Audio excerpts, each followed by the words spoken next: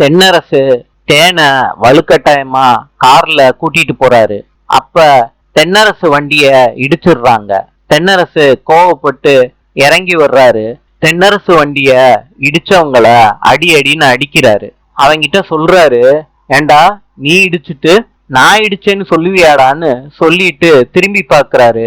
அப்ப தேனு தப்பிச்சு ஓடுறாங்க தென்னரசு கிட்ட மாட்டாம இருக்கிறது. தென்னரசு தேனை ஃபாலோ பண்றாரு கார்ல. தேனு ஆட்டோல போய்கிட்டு இருக்காங்க. விக்ரம் பத்திரிகையாளர் சந்திப்ப நடத்துறாரு.